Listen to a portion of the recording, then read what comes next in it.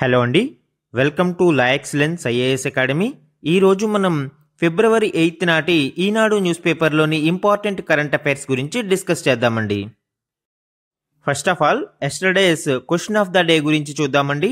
ప్రధానమంత్రి ధన్ ధాన్య కృషి యోజనకి సంబంధించి ఈ క్రింది ప్రకటనలను పరిగణించండి. సో నిన్న మనము ఈ PMDDKYకి సంబంధించిన డీటెయిల్స్ చూసాము. ఇక్కడ 3 స్టేట్మెంట్స్ ఇవ్వడం జరిగింది అండి. ఇందులో ఫస్ట్ స్టేట్మెంట్ చూడండి. వ్యవసాయంలో సవాళ్లను ఎదుర్కొంటున్న అన్ని జిల్లాలలోని రైతులకు మద్దతు ఇవ్వడం లక్ష్యంగా ఈ కొత్త పథకం రూపొందించబడింది. ఫస్ట్ గ్లాన్స్లో మనకి స్టేట్మెంట్ 1 కరెక్ట్గా అనిపించి ఉండవచ్చు, కానీ ఇక్కడ అన్ని జిల్లాలలో ఆల్ డిస్ట్రిక్ట్స్లో అని ఇవ్వడం జరిగింది. అన్ని జిల్లాలలోని రైతులకు మద్దతు ఇవ్వడం కోసం ఈ ప్రధానమంత్రి ధన్ ధాన్య కృషి యోజనని రూపొందించడం జరిగింది అనేది రాంగ్ అండి. మనకి కేవలం 100 వెనుకబడిన జిల్లాలలో 100 బ్యాక్వర్డ్ డిస్ట్రిక్ట్స్లో మాత్రమే ఈ పథకం రూపొందించడం జరిగింది. కాబట్టి స్టేట్మెంట్ 1 రాంగ్. మనము స్టేట్మెంట్ 1 రాంగ్ అయితే we can eliminate 2 options, option A మరియు ఆప్షన్ డి. అండ్ అలానే ఆప్షన్ 2 ఆబ్వియస్లీ కరెక్ట్ అవుతుంది, ఎందుకంటే బి అండ్ సిలో రెండిటిలోనూ ఆప్షన్ 2 ఉంది కాబట్టి. ఎనీహౌ స్టేట్మెంట్ 2 చూడండి. ఈ పథకం వ్యవసాయ ఉత్పాదకతను పెంచడము, నీటిపారుదల సౌకర్యాలను మెరుగుపరచడం మరియు రుణ లభ్యతను మెరుగుపరచడం మొదలైన వాటిపై దృష్టి పెడుతుంది. ఎస్, ప్రధానమంత్రి ధన్ ధాన్య కృషి యోజన యొక్క ముఖ్య లక్ష్యాలుగా వీటిని చెప్పుకోవచ్చు అండి. అండ్ థర్డ్ వన్ చూడండి. ఈ బడ్జెట్లో PMDDKY కోసం ప్రత్యేక నిధుల కేటాయింపు లేదు. సో ఈ స్టేట్మెంట్ కరెక్ట్ అండి. నిన్నటి క్లాస్లో దీని గురించి ప్రత్యేకంగా చెప్పుకున్నాం మనము. ఈ పథకానికి ప్రస్తుత బడ్జెట్లో ఏ విధమైన స్పెషల్ అలొకేషన్స్ ఇవ్వడం జరగలేదు. మిషన్ ఆత్మనిర్భరత ఇన్ పల్సెస్ కావచ్చు, లేదా నేషనల్ కాటన్ టెక్నాలజీ మిషన్ కావచ్చు, or high yield varieties mission కావచ్చు, వీటన్నిటికీ బడ్జెట్లో 1000 కోట్లు 500 కోట్లు ఇలా కేటాయించారు. అయితే ప్రధానమంత్రి ధన్ ధాన్య కృషి యోజనకి ప్రత్యేక కేటాయింపులు అయితే ఏమీ జరగలేదు. సో ఇక్కడ ఆన్సర్ ఏమవుతుందండి? Both 2 and 3 statements are correct. C is the correct answer అవుతుంది. ఈరోజు important topics to be covered మనం చూస్తే ఫస్ట్ వన్, సలసలా కాగుతున్న కడలి. సో రీసెంట్ డెకేడ్స్లో మనం అబ్జర్వ్ చేస్తే మహాసముద్రాలు వేడెక్కడం గమనించవచ్చు. అయితే దీనికి గల కారణాలు ఏంటి అండ్ దీనికి కలిగే రిపర్కషన్స్ ఏంటి, ఇవన్నీ మనము డిస్కస్ చేద్దామండి. ఇది ఎన్విరాన్మెంట్లో ఇంపార్టెంట్. సెకండ్ వన్, భారత భద్రతకు euro drone. So euro drone ప్రాజెక్ట్లో భారతదేశానికి అబ్జర్వర్ స్టేటస్ లభించింది. ఇది మనకి science and technology and especially defence టెక్నాలజీలో ఇంపార్టెంట్. అండ్ థర్డ్ వన్, 5 ఏళ్లలో తొలిసారి రేట్ల కోత. So RBI monetary policy committee repo రేట్ని తగ్గించడం జరిగింది. దానికి సంబంధించిన డీటెయిల్స్ మనము ఎకానమీలో చూద్దామండి. అండ్ ఫోర్త్ వన్, ఇంకా అరకొరే. సో చట్టసభలలో మహిళల ప్రాతినిధ్యం గురించి ఈ ఆర్టికల్లో గణాంకాలను ఇవ్వడం జరిగిందండి. ఇది మనకి పాలిటీ మరియు గవర్నెన్స్లో ఇంపార్టెంట్. అండ్ ఫిఫ్త్ వన్, స్వమిత్వాకు జవసత్వాలు. PM స్వమిత్వ స్కీమ్కి సంబంధించిన ఇంపార్టెంట్ డీటెయిల్స్ ఇక్కడ మనం డిస్కస్ చేద్దాం. ఇది మనకి గవర్నెన్స్లో ఇంపార్టెంట్. ఇవే కాకుండా అదర్ ఇంపార్టెంట్ కరెంట్ అఫైర్స్ని గురించి కూడా ఈరోజు మనం డిస్కస్ చేద్దామండి. ఈరోజు మన ఫస్ట్ ఆర్టికల్ చూడండి. సలసలా కాగుతున్న కడలి. ఈ ఆర్టికల్లో మహాసముద్రాలు గత దశాబ్దాల కాలంలో ఏ విధంగా వేడెక్కుతున్నాయి, అలానే ముఖ్యంగా హిందూ మహాసముద్రం గురించిన కేస్ స్టడీతో పాటు ఈ మహాసముద్రాలు వేడెక్కడానికి గల కారణాలు మరియు దాని వలన కలిగే పర్యావసనాలు మరియు తీసుకోవలసిన చర్యల గురించి ఇక్కడ డిస్కస్ చేద్దామండి. ఈ మహాసముద్రాలు వేడెక్కడానికి గల కారణాలని చూస్తే వాతావరణ మార్పులు, భూతాపం కారణంగా మహాసముద్రాలు వేడెక్కుతున్నాయి. వాటి ప్రభావం ప్రకృతి వైపరీత్యాల రూపంలో ప్రపంచాన్ని వణికిస్తుంది. Pacific, Hindu, Arctic, Antarctic, Atlantic మహాసముద్రాలలో ఉపరితల ఉష్ణోగ్రతలు వేగంగా పెరుగుతుండడం తీవ్ర ఆందోళన కలిగిస్తుంది. ఇక్కడ చూడండి, 1800 తరువాత సముద్రాల్లో అత్యంత వేడిమి నెలకొల్పున్న దశాబ్దంగా గత 10 ఏళ్ల కాలం రికార్డు సృష్టించింది. అదేవిధంగా గత ఏడాదిలో భూమి సముద్రాలు అత్యంత వేడిమిని చవిచూశాయి. అంటే లాస్ట్ ఇయర్ మనం అబ్జర్వ్ చేసినప్పుడు ల్యాండ్ టెంపరేచర్స్ కావచ్చు, ఓషన్ టెంపరేచర్స్ కావచ్చు చాలా ఎక్కువగా నమోదయ్యాయి. హిందూ మహాసముద్రం యొక్క కేస్ స్టడీ ఇక్కడ చూస్తే హిందూ మహాసముద్రంలో ఏటా సగటున 0.02 డిగ్రీలు, అలానే దశాబ్దానికి 0.2 డిగ్రీల చొప్పున ఉష్ణోగ్రత పెరుగుతుంది.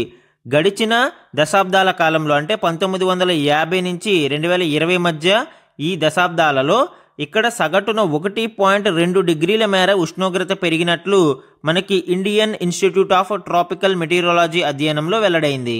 ఈ ఉష్ణోగ్రతలకు ముఖ్యంగా ధనిక మరియు అభివృద్ధి చెందుతున్న దేశాల నుంచి విడుదలవుతున్న కర్బన ఉద్గారాలు కారణంగా చెప్పవచ్చండి. దీని ద్వారా భూతాపం అనేది విపరీతంగా పెరుగుతూ ఉంది. అండ్ ఇక్కడ కొన్ని గణాంకాలని పరిశీలిస్తే G20 దేశాలలో 2023లో గ్రీన్ హౌస్ వాయువులు ఉద్గారాలు పెద్ద ఎత్తున పెరిగాయి. ప్రపంచవ్యాప్తంగా 77% ఉద్గారాలు వీటి నుంచే వెలువడుతున్నాయి. ఆఫ్రికా దేశాలను ఈ G20లో కలిపినా కూడా ఆ కూటమి మొత్తం ఉద్గారాలు 5% మాత్రమే పెరిగాయి. అంటే ఇక్కడ మనకి ఏం అర్థం అవుతుంది? ఈ ఉద్గారాలకి మేజర్గా ధనిక దేశాలు మరియు అభివృద్ధి చెందిన దేశాలే కారణమని తెలుస్తుంది. ప్రపంచంలో అత్యధికంగా 6 దేశాల నుంచే 63% ఉద్గారాలు విడుదలవుతుంటే అంతగా అభివృద్ధి చెందని దేశాలు విడుదల చేస్తున్నది కేవలం 3% మాత్రమే. ఎంత డిఫరెన్స్ అనేది మనం ఇక్కడ చూడవచ్చు. అండ్ ఈ ఉద్గారాల వెలువ వల్లనే ప్రపంచ సగటు ఉష్ణోగ్రతలు విపరీతంగా పెరుగుతున్నాయి. పారిశ్రామికీకరణకు ముందు నాటితో పోలిస్తే నిరుడు అది 1.5 డిగ్రీలు అధికంగా నమోదైంది. అంటే మనకి టెంపరేచర్స్ ప్రీ ఇండస్ట్రియల్ పీరియడ్తో పోల్చినప్పుడు గత ఏడాది 1.5 డిగ్రీస్ సెంటీగ్రేడ్ నమోదైంది. అలానే కార్బన్ డైఆక్సైడ్ యొక్క విడుదలని చూసినప్పుడు 2005లో మనకి 374 ppm parts per million carbon dioxide విడుదలవ్వగా 2024లో అది 423.36 ppmకి చేరింది. అయితే వీటి వలన పర్యావసనాలు ఏంటండి? మహాసముద్రాలు వేడెక్కడంతో ప్రపంచవ్యాప్తంగా ప్రకృతి వైపరీత్యాలు అల్లకల్లోలం సృష్టిస్తున్నాయి. తరచూ తుఫానులు, కుంభవృష్టి, వానలు, వరదలు, వడగాల్పులు, కరువు పరిస్థితులు తలెత్తుతున్నాయి. 2005 తర్వాత ప్రకృతి వైపరీత్యాల తీవ్రత మరియు అవి సంభవించడం అంటే ఫ్రీక్వెన్సీ 200% పెరిగిందని అంచనా. ముఖ్యంగా దీని వలన గుజరాత్, తమిళనాడు, ఆంధ్రప్రదేశ్, ఒడిశా, పశ్చిమ బెంగాల్, కేరళ తదితర రాష్ట్రాలు ఎక్కువగా ప్రభావితం అవుతున్నాయి. భారత వాతావరణ శాఖ IMD నివేదిక ప్రకారం దేశంలో 87% జిల్లాలు కరువులు, 30% జిల్లాలు వరదలు, 14% తుఫానులు, 13% వడగాల్పులకు గురి అవుతూ ఉన్నాయి. 2001 నుంచి 2024 మధ్య కాలంలో బంగాళాఖాతం మరియు అరేబియా సముద్రాలలో దాదాపు 100 తుఫానులు ప్రభావం చూపగా అందులో 58 తీవ్రమైనవే. అంటే మనకి ఇక్కడ ఫ్రీక్వెన్సీ మరియు ఇంటెన్సిటీ ఏ విధంగా పెరుగుతున్నాయి అనేది గమనించవచ్చు. ఈ ప్రకృతి వైపరీత్యాల వలన అటు ఆస్తి నష్టంతో పాటు ఇటు ప్రాణ నష్టం కూడా అధికంగా సంభవిస్తూ ఉంది. గత 2 దశాబ్దాలలో మనం అబ్జర్వ్ చేసినప్పుడు భారతదేశంలో ప్రకృతి వైపరీత్యాల వలన సుమారు 8,000 కోట్ల నష్టం వాటిల్లిందని ఒక అంచనా. అలానే భారతదేశంలోని మరణాల సంఖ్య 18% ఈ ప్రకృతి వైపరీత్యాల వలన పెరిగిందనేది కూడా నిపుణుల అంచనా అండి. మరి దీనిని అడ్డుకోవడానికి తీసుకోవాల్సిన చర్యలు ఏంటి అండి? హరిత ఇంధనాల మీద ప్రభుత్వాలు దృష్టి సారించాల్సిన అవసరం ఉంది. బొగ్గు ఆధారిత విద్యుత్ వినియోగాన్ని తగ్గించి జల, పవన, సౌర విద్యుత్ ఉత్పత్తిని పెంచాలి. అలానే ప్రజలు పెట్రోల్, డీజిల్ వాహనాలకు బదులు ఎలక్ట్రిక్ వాహనాలను వినియోగించేలాగా అవగాహన కల్పించి ప్రోత్సహించాలి. పరిశ్రమలు వ్యర్థాలను శుద్ధి చేసిన తర్వాతే విడుదల చేసేలాగా నిఘాను పటిష్టపరచాలి. ప్రభుత్వాలు వాతావరణ మార్పులు, వాటి ప్రభావాలపై ప్రజలందరికీ అవగాహన కల్పించాలి. వారి భాగస్వామ్యంతోనే భూతాపాన్ని కట్టడి చేయడం వీలవుతుంది. ఈ విధంగా ప్రజల్లో అవేర్నెస్ తీసుకురావాలి. అండ్ దీని ద్వారా మనము ఈ కర్బన ఉద్గారాలని తగ్గించి భూతాపాన్ని అరికడితే సముద్రాలు మరియు భూమి కూడా ఈ అత్యధిక వేడిని నమోదు చేయడం అనేది క్రమక్రమంగా తగ్గుతుంది. మన నెక్స్ట్ ఆర్టికల్ చూడండి. భారత భద్రతకు యూరో డ్రోన్. సో ఈ యూరో డ్రోన్ అంటే ఏమిటి అండ్ భారతదేశానికి ఇందులో అబ్జర్వర్ హోదా ఎలా లభించింది అనేది ఇక్కడ చూద్దామండి. ఐరోపా దేశాల ప్రతిష్టాత్మక యూరో డ్రోన్ ప్రాజెక్టులో భారత్కు పరిశీలక హోదా అంటే అబ్జర్వర్ స్టేటస్ లభించింది. రిమోట్ ద్వారా నడిచే అత్యాధునిక విమాన వాహన వ్యవస్థల నిర్మాణానికి సంబంధించి ఈ కార్యక్రమం ప్రారంభించడం జరిగింది. ఈ తరహా విమానాలు ఆకాశంలో వేగంగా కదిలే ఫైటర్ జెట్లు, క్షిపణుల వంటి లక్ష్యాలను ఛేదించగలవు. సముద్ర తలంపై నిఘా, ఆకాశం నుంచి భూమిపైకి క్షిపణి ప్రయోగాలకు ఇవి పనికొస్తాయి. ఇటువంటి ఒక ప్రతిష్టాత్మక కార్యక్రమంలో భారతదేశం అబ్జర్వర్ హోదా పొందడం విశేషంగా చెప్పవచ్చు అండి. అలానే జపాన్ తర్వాత ఆసియా నుంచి ఈ హోదా పొందిన 2వ దేశంగా భారతదేశం నిలిచింది. ఈ యూరోడ్రోన్ ప్రాజెక్ట్ యొక్క ఇంపార్టెంట్ డీటెయిల్స్ మనం చూసినప్పుడు Eurodrone is a medium altitude long endurance remotely piloted aircraft system. So medium altitude మధ్యస్థ స్థాయిలో ప్రయాణిస్తుంటుంది గగనతలంలో. అండ్ లాంగ్ ఎండ్యూరెన్స్ చాలా ఎక్కువసేపు ఇది ఇంధనం అవసరం లేకుండా ప్రయాణించగలుగుతుంది. ఇక్కడ చూడండి endurance limit up to 40 hours వరకు, ఇది పేలోడ్ కెపాసిటీ 2.3 టన్స్ వరకు ఇవి తీసుకెళ్లగలుగుతాయి. ఎండ్యూరెన్స్ 40 అవర్స్ వరకు ఇది కలిగి ఉంటుంది. దీని యొక్క ముఖ్య ఉద్దేశం ఏంటండి, యూరోపియన్ డిఫెన్స్ మరియు సెక్యూరిటీ రిక్వైర్మెంట్స్ ని మీట్ అవ్వడం కోసం ఈ ప్రాజెక్ట్ ని లాంచ్ చేయడం జరిగింది. ఇది మనకి provide advanced capabilities over conventional unmanned aerial vehicles. So మనకి ప్రస్తుతం ఉన్న సాంప్రదాయ డ్రోన్స్ కంటే కూడా అడ్వాన్స్డ్ మనకి క్యాపబిలిటీస్ ని ఇవి కలిగి ఉంటాయి. The program is a joint initiative of Germany, France, Italy and Spain. So ఈ ప్రోగ్రామ్ ని జర్మనీ, ఫ్రాన్స్, ఇటలీ మరియు స్పెయిన్ దేశాలు సంయుక్తంగా ప్రారంభించడం జరిగింది. This program is managed by the organisation for joint armament cooperation. ఈ OCCAR ద్వారా ఈ ప్రోగ్రామ్ అనేది మేనేజ్ చేయబడుతుంది. అయితే ఈ యూరోడ్రోన్ ప్రాజెక్ట్ని ఎందుకు చేపట్టారు అనేది చూస్తే, యూరోపియన్ దేశాలు ముఖ్యంగా ఈ జర్మనీ, స్పెయిన్ లాంటి దేశాలు అమెరికా మరియు రష్యాల యొక్క UAVల మీద ఆధారపడి ఉండేవి. కాబట్టి వాటి యొక్క స్వంతంగా ఈ UAVలు అన్మాన్డ్ ఏరియల్ వెహికల్స్ని తయారు చేసుకోవడం కోసం ఈ ప్రాజెక్ట్ని లాంచ్ చేయడం జరిగింది. అయితే ఈ యూరోడ్రోన్ ప్రాజెక్ట్లో పరిశీలక హోదా లభించడం వలన మనకి కలిగిన ప్రయోజనాలు ఏంటి అనేది చూస్తే, దీని వలన మనకి సాంకేతిక పరిజ్ఞానం మరియు సమాచారం అందుబాటులోకి వస్తుంది. అలానే రిమోట్ ద్వారా నడిచే విమాన వాహనాల కొనుగోలుకు మనకి వీలుంటుంది. అయితే మనము ఈ వాహనాల డిజైన్లో కావచ్చు, వీటి యొక్క డెవలప్మెంట్కి సంబంధించి కలగజేసుకునే హక్కు, అవకాశం మనకి ఉండవు. కాకపోతే మేడ్ ఇన్ ఇండియా ప్రాజెక్టు ద్వారా ఈ సాంకేతిక సమాచారాన్ని ఉపయోగించుకుని మనము స్వంతంగా తయారు చేసుకోవడానికి వీలు కలుగుతుంది. అదేవిధంగా యూరోపియన్ యూనియన్తో సాంకేతిక, వైజ్ఞానిక పరిజ్ఞానాలను పంచుకోవడంతో పాటు పరస్పర అభివృద్ధి సామర్థ్యాన్ని పెంచుకునే అవకాశం కలుగుతుంది. మన నెక్స్ట్ ఆర్టికల్ చూడండి. 5 ఏళ్లలో తొలిసారి రేట్ల కోత, 6.25% తగ్గిన రెపో రేటు, 2025-26 వృద్ధి అంచనా 6.7%, అలానే ద్రవ్యోల్బణ అంచనా 4.2%. రీసెంట్ RBI పరపతి విధాన సమీక్షకి సంబంధించిన డీటెయిల్స్ ఇక్కడ మనం చూడవచ్చండి. బిఫోర్ దట్ ఈ మానిటరీ పాలసీ కమిటీ, పరపతి విధాన కమిటీకి సంబంధించిన డీటెయిల్స్ మనం ఇక్కడ చూద్దాము. MPC కమిటీ అనేది 1934 RBI యాక్ట్ని అమెండ్ చేయడం ద్వారా ఏర్పాటు చేయడం జరిగిందండి. ఈ మానిటరీ పాలసీ కమిటీ మనకి కీ పాలసీ రేట్స్ని లైక్ MSF కావచ్చు, రెపో కావచ్చు, రివర్స్ రెపో కావచ్చు, లిక్విడిటీ అడ్జస్ట్మెంట్ ఫెసిలిటీ, ఇలాంటి కీ పాలసీ రేట్స్ని ఇది డిటర్మైన్ చేస్తుంది. దీని యొక్క కంపోజిషన్ మనం చూస్తే టోటల్ 6 మెంబర్స్ ఉంటారు, ఇంక్లూడింగ్ RBI గవర్నర్. అలానే RBI నుంచి 3 సభ్యులు ఉంటే గవర్నమెంట్ 3 సభ్యులని నామినేట్ చేస్తుంది. ఈ నామినేటెడ్ మెంబర్స్ 4 ఇయర్స్ పాటు పదవిలో ఉంటారు. అలానే వీళ్ళకి రీఅపాయింట్మెంట్ అనేది ఉండదండి, రీఅపాయింట్మెంట్కి నాట్ ఎలిజిబుల్. అండ్ ఇక్కడ ఇచ్చిన మెంబర్స్ మనకి ఓల్డ్ డేటా అండి. Present RBI governor Sanjay Malhotra. And ఈ MPC కమిటీ డెసిషన్స్ ఏ విధంగా తీసుకుంటుంది అనేది చూస్తే మెజారిటీ ఓటింగ్ ద్వారా ఇక్కడ డెసిషన్స్ అనేవి తీసుకోబడతాయి. అండ్ ఇక్కడ మినిమం కోరం ఎంత ఉండాలి అండి, 4 మెంబర్స్ మినిమం కోరం అనేది ఉండాలి. And RBI governor will chair the committee. Present details మనం ఇక్కడ చూస్తే RBI కొత్త గవర్నర్ సంజయ్ మల్హోత్రా తన తొలి MPC సమావేశంలోనే వడ్డీ రేట్లను తగ్గించడం గమనార్హం. ఫలితంగా గృహ, వాహన, ఇతర రుణాల వడ్డీ రేట్లు తగ్గే అవకాశం ఉంది. కీలక రెపో రేటును 0.25% తగ్గించి 6.25%కు చేశారు. 2020 మే తర్వాత మొదటిసారిగా రేట్ల కోత విధించారు. అంటే సుమారు 5 ఏళ్ల తర్వాత మనకి ఈ రేట్ల కోత అనేది గమనించవచ్చు. అలానే వచ్చే ఆర్థిక సంవత్సరం 2025-26 యొక్క వృద్ధి మరియు ద్రవ్యోల్బణ అంచనాలను కూడా ఇక్కడ మనం గమనించవచ్చు అండి.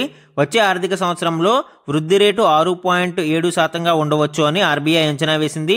అలానే ద్రవ్యోల్బణం, రిటైల్ ద్రవ్యోల్బణం 4.2%గా ఉండవచ్చు అనేది కూడా RBI అంచనా. ఇక్కడ చూడండి, త్రైమాసిక ఫలితాల ఆధారంగా చూస్తే త్రైమాసికం ఏప్రిల్ జూన్ మధ్య మనం క్వార్టర్ చూస్తే GDP 6.7%గా ఉండవచ్చు. అలానే ద్రవ్యోల్బణం 4.5%గా ఉండవచ్చు. And July to September quarter చూసినప్పుడు GDP 7%గాను, అండ్ ద్రవ్యోల్బణం 4% ఉండవచ్చు. అక్టోబర్ మరియు డిసెంబర్ క్వార్టర్ చూసినప్పుడు జీడిపి 6.5%, ద్రవ్యోల్బణం 3.8% ఉండవచ్చు. అండ్ లాస్ట్ క్వార్టర్ జనవరి నుంచి మార్చ్ అంటే 2026 క్వార్టర్ చూసినప్పుడు జీడిపి 6.5% మరియు ద్రవ్యోల్బణం 4.2%. ఇలాగ మనము 4 క్వార్టర్ల యొక్క యావరేజ్ చూస్తే టోటల్గా జీడిపి 6.7% వృద్ధితోనూ మరియు ద్రవ్యోల్బణం 4.2% ఉండవచ్చు అని ఆర్బీఐ యొక్క అంచనా అండి. అలానే బ్యాంకింగేతర బ్రోకర్లకి ఎన్డిఎస్ ఓమ్ సిస్టమ్ని అందుబాటులోకి తీసుకురానున్నారు. ఈ ఎన్డిఎస్ ఓమ్ సిస్టమ్ అంటే ఏంటి అండి? Negotiated dealing system, order matching system అని పిలుస్తారు దీనిని ఇప్పుడు బ్యాంకింగేతర బ్రోకర్లకి కూడా అందుబాటులోకి తీసుకురానున్నారు. దీని వలన ఉపయోగం ఏంటి? మనకి ఆర్బీఐ యొక్క గవర్నమెంట్ సెక్యూరిటీస్లో లావాదేవీలు, సెకండరీ మార్కెట్ యొక్క లావాదేవీలకు ఇది ఒక ఎలక్ట్రానిక్ ప్లాట్ఫామ్గా ఉపయోగపడుతుంది. అలానే రూపాయిపై ఎటువంటి ఇంటర్ఫీరెన్స్ ఉండదు అని, ఆర్బీఐ యొక్క జోక్యం ఉండదు అని, మార్కెట్ ప్రభావాల ఆధారంగానే రూపాయి యొక్క మారకపు విలువ ఆధారపడి ఉంటుంది అని ఆర్బీఐ స్పష్టం చేసింది. అండ్ ఇంటర్నెట్ డొమైన్ పేరులో bank.in అనేది చేర్చుకోమని ప్రతి బ్యాంక్ యొక్క వెబ్సైట్కి ఆర్బీఐ ఇక్కడ సూచించడం గమనించవచ్చు. ఎందుకంటే రోజురోజుకి సైబర్ మోసాలు పెరిగిపోతూ ఉన్న నేపథ్యంలో ఆర్బీఐ అనేది ఈ సూచన చేయడం మనం ఇక్కడ గమనార్హం. ఇక్కడ రెపో రేటుకి సంబంధించిన డీటెయిల్స్ మరియు రెపో రేట్ మరియు రివర్స్ రెపో రేట్ మధ్య ఉండే డిఫరెన్స్ చూద్దామండి. రెపో రేట్ అంటే ఏంటండి? It is the rate at which the central bank of India grants loans to the commercial banks for a short period against government securities.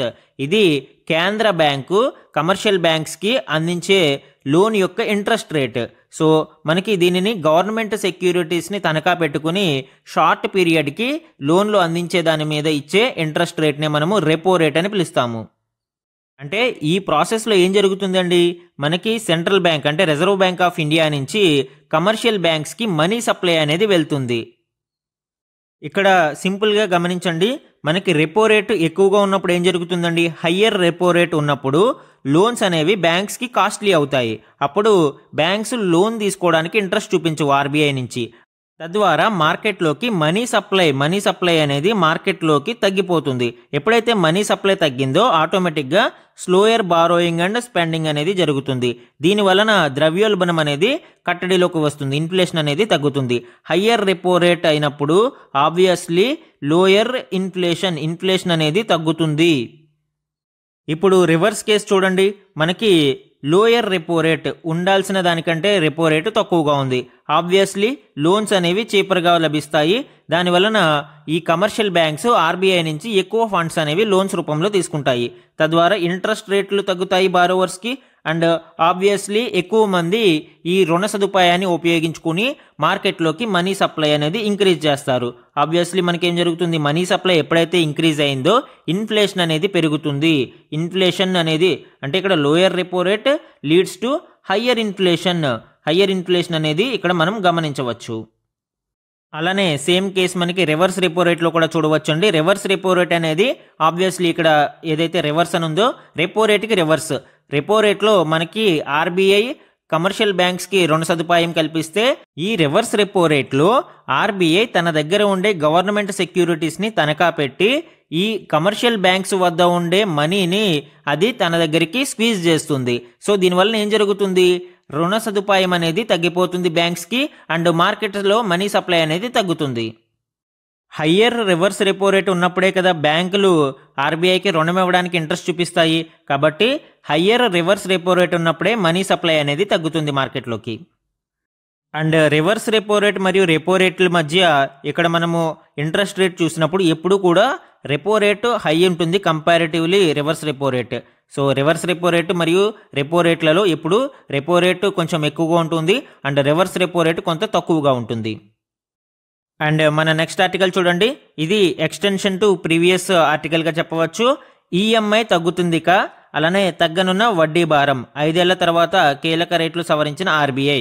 So RBI 5 సంవత్సరాల తర్వాత కీలక వడ్డీ రేట్లను సవరించడం కారణంగా రెపో రేటును 0.25% తగ్గించడం కారణంగా ఈఎంఐలు కొంత తగ్గుతాయి, అలానే వడ్డీ భారం కూడా కొంత తగ్గనుంది.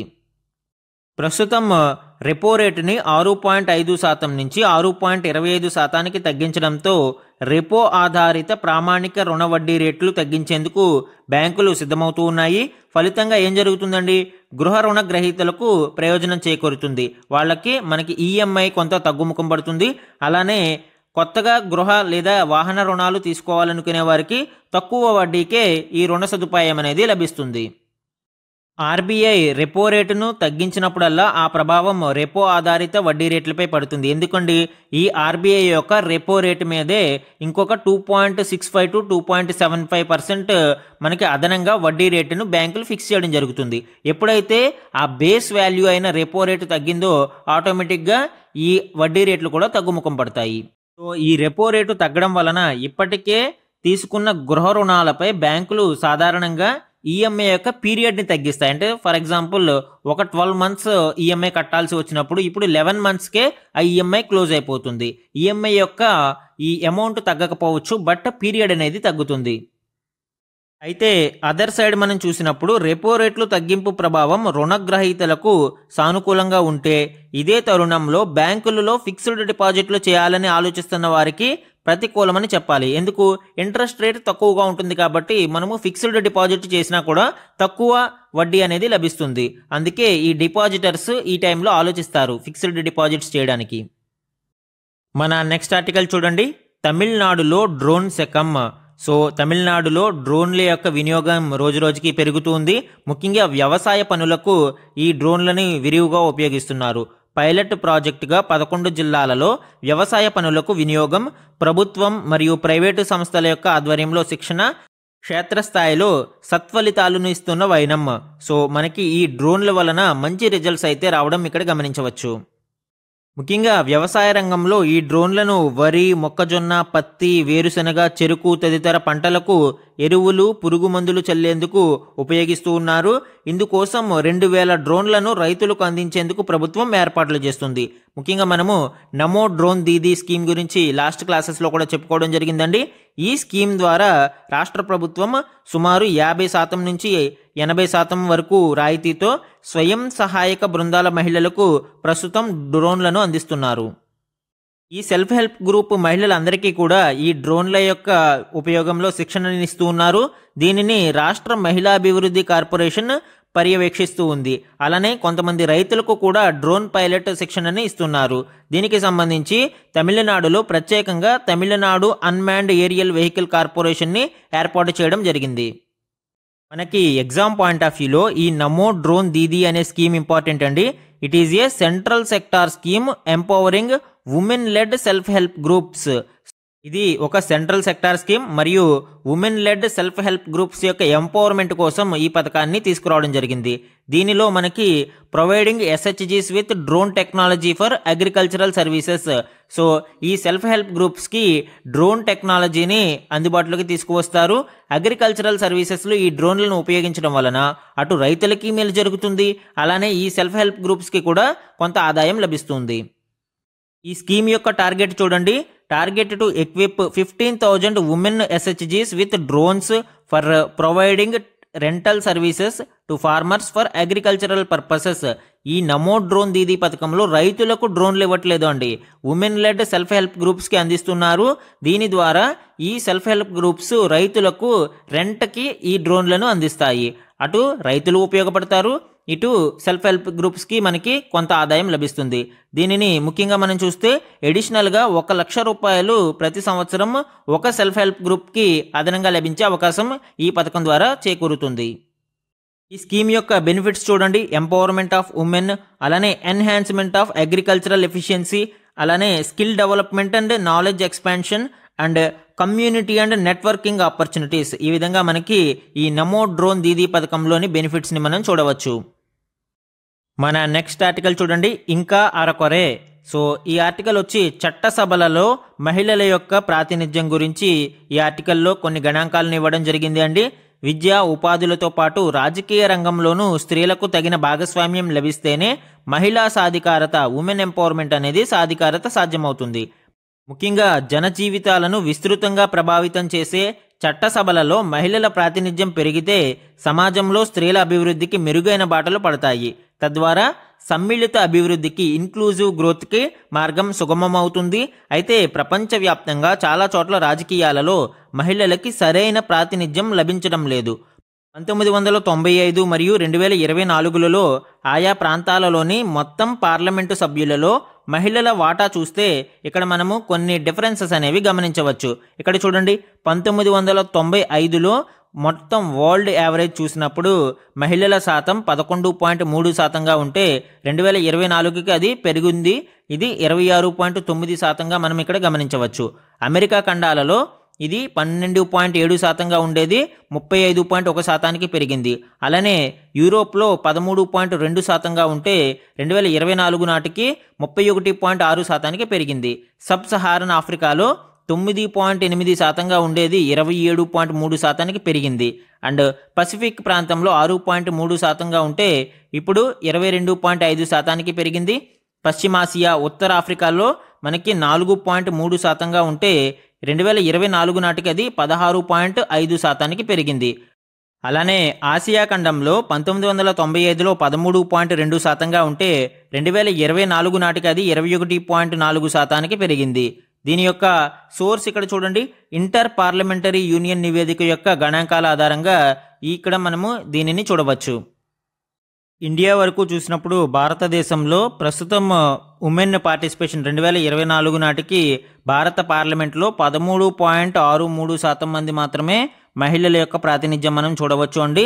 అండ్ ఎర్లియర్ 2019 లోక్సభ నాటికి ఇది కొంత తగ్గింది. ఎర్లియర్ మనకి 2019లో 14.36%గా ఉండేది. అండ్ 2024కి వచ్చేటప్పటికి ఇది 13.63%కి తగ్గింది. అయితే ఇక్కడ ఇంకొక ఆశ్చర్యం కలిగించే విషయం ఏంటి అంటే, హయ్యెస్ట్ మనము ఈ ఫీమేల్ పార్టిసిపేషన్ ఎక్కడ చూడొచ్చండి? రువాండాలో మనకి సుమారు 61.3% మంది ఫీమేల్ లెజిస్లేటర్స్, ఫీమేల్ పార్టిసిపేషన్ ఈ చట్టసభలలో చూడవచ్చు. అలానే క్యూబా, నికరగోవా, మెక్సికో ఇలాంటి దేశాలు ఈ ఫీమేల్ పార్టిసిపేషన్ ఎక్కువగా మనం చూడవచ్చు. మన నెక్స్ట్ ఆర్టికల్ చూడండి, స్వామిత్వాకు జవసత్వాలు, గ్రామ కంఠాలలో ఆస్తులకు యాజమాన్య హక్కులతో ధ్రువపత్రాలు. సో ఆంధ్రప్రదేశ్లో గ్రామ కంఠాలలో ఇల్లు, ఖాళీ స్థలాలపై ప్రజలకు యాజమాన్య హక్కులు కల్పించే స్వామిత్వ పథకం పనులు మళ్లీ ప్రారంభమయ్యాయి. మే నెలాఖరు కల్లా 10 లక్షల ఆస్తులకు సంబంధించి క్షేత్రస్థాయిలో సర్వే పూర్తి చేసి యాజమాన్య హక్కు పత్రాలు అందజేయాలని ప్రభుత్వం భావిస్తోంది. ఈ స్వామిత్వ సర్వే వలన ఇటు ప్రజలకి యాజమాన్య హక్కులతో పాటు పంచాయతీల ఆస్తులపై కూడా స్పష్టత చేకూరే అవకాశం ఉంది. సర్వేతో పంచాయతీలకు సంబంధించిన ఆస్తుల విషయంలోనూ స్పష్టత రానుంది. గ్రామాల్లో భవనాలు, చెరువులు, రోడ్లు, కాలువలు, ఖాళీ స్థలాలను సర్వేలో గుర్తించి హక్కులు నిర్ధారించనున్నారు. స్వామిత్వ స్కీమ్ యొక్క డీటెయిల్స్ ఇంకొకసారి చూడండి. 6.2 lakh విలేజెస్లో ఈ స్వామిత్వ స్కీమ్ని 4 yearsలో కవర్ చేయాలని భావించారు. ఇప్పుడు దీనిని ఎక్స్టెండ్ చేశారు. అలానే దీని వలన ఉపయోగం ఏంటి? Create accurate land, reduce property related disputes and increase liquidity of land parcels.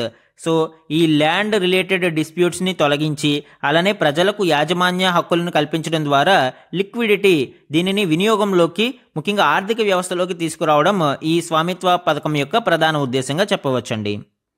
ఈ పథకం ద్వారా డ్రోన్ టెక్నాలజీని ఉపయోగించి రూరల్ ఇన్హాబిటెడ్ ఏరియాస్ని మనము మ్యాప్ చేయడానికి ఉంటుంది అండి. దీని ద్వారా గ్రామ పంచాయతీల్లో బెటర్ జీపీడీపీ ప్లాన్స్ను కూడా ప్రిపేర్ చేయడానికి అవకాశం ఉంటుంది. ఇది స్వామిత్వ స్కీమ్ యొక్క ఇంపార్టెంట్ డీటెయిల్స్. మన నెక్స్ట్ ఆర్టికల్ చూడండి, కొలువుదీరిన DEET. So digital employment exchange of Telangana పేరిట తెలంగాణ రాష్ట్రం ఒక ఉచిత డిజిటల్ వేదికను ప్రారంభించింది. ఇది ఎవరికి ఉపయోగపడుతుంది అండి? పరిశ్రమలు మరియు అభ్యర్థుల మధ్య వారధిగా పనిచేస్తుంది. అందుబాటులోకి ఈ సరికొత్త డిజిటల్ వేదిక వచ్చింది. ఉద్యోగ అవకాశాలను పెంపొందించడమే దీని లక్ష్యం. దీనివలన నిరుద్యోగులకు నైపుణ్య శిక్షణలో ఊతం లభిస్తుంది. ఐటీఐ, డిగ్రీ, పాలిటెక్నిక్, ఇంజనీరింగ్ విద్యార్థులకు ఇది వరంగా ఉపయోగపడుతుంది. ఇందులో 15 ఏళ్లు దాటిన వాళ్ళంతా నమోదు చేసుకోవచ్చు అండి. ముఖ్యంగా ఐటీఐ, డిగ్రీ, పాలిటెక్నిక్, ఇంజనీరింగ్ విద్యార్థులు ఇందులో ఖచ్చితంగా నమోదు చేయాలి. దీనిని ఆ కళాశాలల యొక్క ప్రిన్సిపల్ని నోడల్ అధికారిగా నియమించడం జరిగింది. అలానే పరిశ్రమలు మరియు సంస్థలు ఏవైతే అప్రూవల్స్ కోసం వస్తాయో అవన్నీ కూడా ముందుగా ఈ డీట్లోకి రిజిస్టర్ అయ్యి ఉండాలి. అండ్ దీని ద్వారా ఏం జరుగుతుంది, అటు ఈ పరిశ్రమలకి నైపుణ్యం కలిగిన విద్యార్థులు లభిస్తారు, అండ్ విద్యార్థులకి కూడా ఇంటర్న్షిప్ కావచ్చు, అప్రెంటిస్షిప్ కావచ్చు, అలానే ఉద్యోగాలు ఇవన్నీ అందించే ఒక వేదికగా ఈ DEET digital employment exchange of Telangana అనేది ఉపయోగపడుతుంది. అండ్ ఈరోజు సమ్ ఇంపార్టెంట్ వన్ లైనర్స్ను గురించి చూస్తే, ఆధ్యాత్మికవేత్త, వితరణశీలి, ప్రపంచంలోని అత్యంత ధనికుల్లో ఒకరిగా ప్రసిద్ధి పొందిన ప్రిన్స్ అఘాఖాన్ పోర్చుగల్లోని లిస్బన్లో 2025 ఫిబ్రవరి 4న మరణించారు. ఈయన అసలు పేరు ప్రిన్స్ కరీం ఆల్ హుసేని. ఈయన షియా ఇస్మాయిలీ ముస్లింల 49వ అనువంశిక ఇమాం. మన దేశంలో కూడా ఈయన చేసిన సేవలకు గుర్తింపుగా 2015లో భారత 2వ అత్యున్నత పురస్కారమైన పద్మ విభూషణ్ను ప్రదానం చేసింది. అండ్ నెక్స్ట్ వన్ చూడండి, పినాకా బహుళ రాకెట్ ప్రయోగ వ్యవస్థకు సంబంధించి ఎకనామిక్ ఎక్స్ప్లోజివ్స్ లిమిటెడ్, మునిషన్స్ ఇండియా లిమిటెడ్తో రక్షణ శాఖ 2025 ఫిబ్రవరి 6న ఒక ఒప్పందం కుదుర్చుకుంది అండి. ఈ ఒప్పందం విలువ 10,147 కోట్లు. దీంతో పాటు రక్షణ శాఖ శక్తి సాఫ్ట్వేర్ మెరుగుదలకు భారత ఎలక్ట్రానిక్స్ లిమిటెడ్తో కూడా ఒక ఒప్పందం కుదుర్చుకుంది. ఈ ఒప్పందాలు భారత రక్షణ వ్యవస్థకు మరింత బలం చేకూరుస్తాయని మనం భావించవచ్చు. అండ్ నెక్స్ట్ వన్ చూడండి, అమెరికా ఐటీ కంపెనీ వర్చూసా కార్పొరేషన్ అధ్యక్షుడు, సిఇఓగా భారత సంతతికి చెందిన నితీష్ బంగా నియమితులయ్యారు. ఇప్పటి వరకు ఆ స్థానంలో ఉన్న సంతోష్ థామస్ రాజీనామా చేయడంతో ప్రస్తుతం ఈ నితీష్ బంగా అనే ఆయన కొత్తగా నియమితులవ్వడం మనం ఇక్కడ గమనించవచ్చు. అండ్ నెక్స్ట్ ఇంపార్టెంట్ వన్ చూడండి, స్టాన్ఫోర్డ్ యూనివర్సిటీ ర్యాంకింగ్స్ ప్రకారం ఆర్టిఫిషియల్ ఇంటెలిజెన్స్ విభాగంలో అమెరికా మొదటి స్థానంలో నిలిస్తే చైనా 2వ స్థానంలో ఉంది. 2023లో ఏఐ కార్యకలాపాలకు సంబంధించి చైనా $67 బిలియన్ పెట్టుబడులను ఆకర్షించింది. బ్రిటన్ 3వ స్థానంలో ఉండగా భారతదేశం 4వ స్థానంలో ఉంది. మన దేశంలో దాదాపు 150 డేటా సెంటర్లు ఉన్నాయి.